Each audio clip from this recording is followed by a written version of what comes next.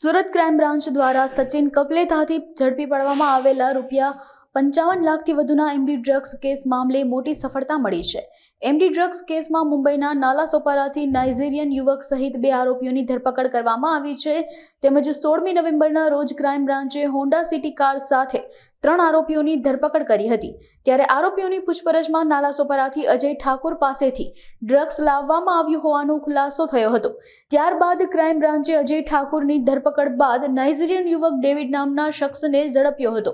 તેમજ મુંબઈના નાલાસોપારા ખાતે આવેલા નાઇજીરિયન લોકોના વિસ્તારમાંથી તેની ધરપકડ કરવામાં આવી છે. અજય ઠાકુર નાઇજીરિયન યુવક પાસેથી ડ્રગ્સ લાવ્યો હતો અને જે ડ્રગ્સ સુરતના વેપારીઓને વેચાણ કર્યું હતું. ત્યારે ડેવિડને મુંબઈ પોલીસ દ્વારા વર્ષ 2015માં પણ ફ્રોડ કેસમાં ઝડપી પાડવામાં આવ્યો હતો, જેમાં નાઇજીરિયન આરોપી ડેવિડ હિન્દી ફિલ્મમાં કેમેરામેન તરીકે નોકરી પણ કરી ચૂક્યો છે. ત્યારે હાલમાં આરોપી ડેવિડની ઊંડાણપૂર્વકની પૂછપરછ હાથ ધરવામાં આવી છે. સુરત ક્રાઇમ બ્રાન્ચ દ્વારા 16/11/2024ના રોજ no drugs in Surat city અન્વયે સુરત ક્રાઇમ બ્રાન્ચ અને સુરત સિટી દ્વારા ડ્રગ્સ વિરુદ્ધની મુહિમ ચલાવી અને સતત ડ્રગ્સ માફિયાઓ વિરુદ્ધ કામ કરી રહ્યા હતા. એમાં 16/11ના રોજ સુરત ક્રાઇમ બ્રાન્ચ દ્વારા 2 કેસ કરવામાં આવ્યા હતા, જેમાં જહાંગીરપુરા વિસ્તારમાંથી 1 કિલો એમડી સાથે 2 માણસોની ધરપકડ કરવામાં આવી હતી અને પેરેલલ બીજો કેસ કપ્તલા સચિન પોલીસ સ્ટેશનમાં ચેકપોસ્ટ પાસેથી 550 ગ્રામ એમડી મળ્યું હતું અને એમાં તોસીફ, ઇરફાન અને 3 લોકોની ધરપકડ કરવામાં આવી હતી. તોસીફની એની પૂછપરછ દરમિયાન તોસીફ સુરત ખાતે આ ડ્રગ્સ લાવીને વેચતો હતો અને મુંબઈથી આ ડ્રગ્સ લાવેલો હતો નાલાસોપારા વિસ્તારમાંથી. એક માહિતી આવી મળેલી હતી.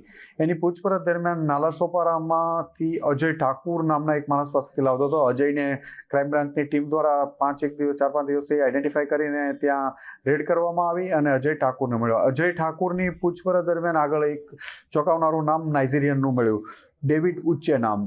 અને ડેવિડ ઉચ્ચે પણ નાલાસોપારામાં જ રહે છે, મૂળ નાઇજીરિયાનો છે અને 10 વર્ષથી ઇન્ડિયામાં રહે છે અને આ બધા ધંધાઓ સાથે સંકળાયેલો છે.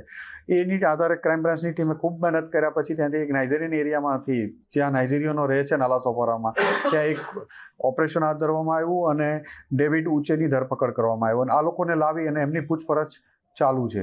ડેવિડ ઉચ્ચે આની પહેલાં પણ 2015માં એક ફ્રોડના કેસમાં, સાયબર ફ્રોડ કે ફ્રોડનો કેસ છે એમના વિરુદ્ધમાં, એમાં એરેસ્ટ થયેલો હતો અને 4 વર્ષ સુધી મુંબઈ જેલમાં રહેલો છે અને 2019માં છૂટ્યા પછી ડ્રગ્સમાં ફરીથી આ લાઇનમાં આવવાનું પ્રાથમિક માહિતીમાં મળી આવ્યું છે.